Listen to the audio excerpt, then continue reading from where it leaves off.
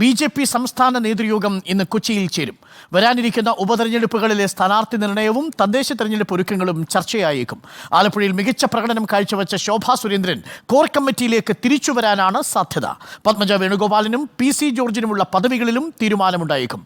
അർജുൻ മട്ടന്നൂർ ചേരുന്നു കൂടുതൽ വിവരങ്ങളുമായി. അർജുൻ മട്ടന്നൂർ, ശോഭാ സുരേന്ദ്രനെ കോർ കമ്മിറ്റിയിലേക്ക് തിരിച്ചെടുക്കാനുള്ള സാധ്യത, ഒപ്പം തന്നെ പത്മജ വേണുഗോപാലിനും PC ജോർജിനുമുള്ള സ്ഥാനമാനങ്ങൾ, ഇത് രണ്ടും പ്രധാനമായിട്ടും ചർച്ച ചെയ്യുമെന്നാണ് നമ്മൾ മനസ്സിലാക്കുന്നത്.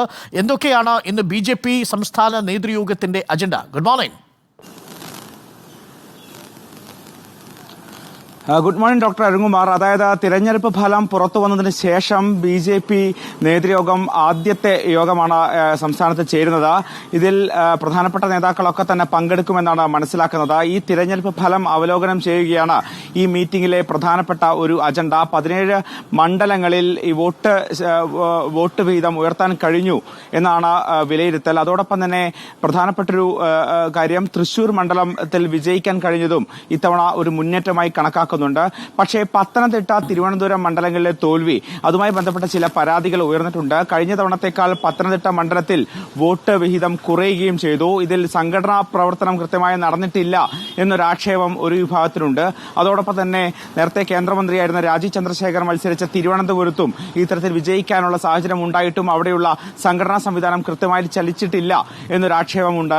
ഇതൊക്കെ തന്നെ ഇന്നത്തെ യോഗത്തിൽ പ്രധാനപ്പെട്ട വിഷയമായി ഉയരാൻ സാധ്യതയുണ്ട്.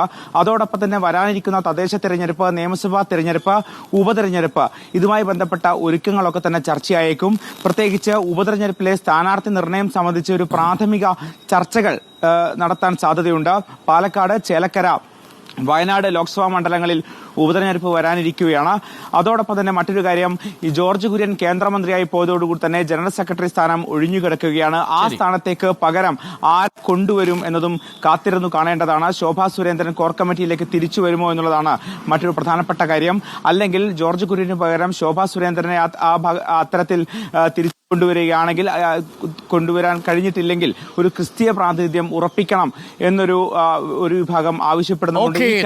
അർജുൻ മട്ടന്നൂരാണ് വിവരങ്ങൾ നൽകിയത്. BJPയുടെ സംസ്ഥാന നേതൃയോഗങ്ങൾ തുടങ്ങുകയാണ്. അപ്പോൾ നേതൃയോഗത്തിൽ പ്രധാനപ്പെട്ട കാര്യം ഇന്നിപ്പോൾ വരാനിരിക്കുന്ന ഉപതെരഞ്ഞെടുപ്പുകളിലെ സ്ഥാനാർത്ഥി നിർണയം, തെരഞ്ഞെടുപ്പ് ഒരുക്കങ്ങൾ, ഒപ്പം ശോഭാ സുരേന്ദ്രന്റെ കോർ കമ്മിറ്റിയിലേക്കുള്ള തിരിച്ചുവരവ്, പത്മജ വേണുഗോപാലിന്റെ സ്ഥാനം, ഇതൊക്കെയായിരിക്കും ഇന്ന് പ്രധാനമായിട്ടും ചർച്ച ചെയ്യുക എന്നാണ് അർജുൻ മട്ടന്നൂർ റിപ്പോർട്ട് ചെയ്യുന്നത്.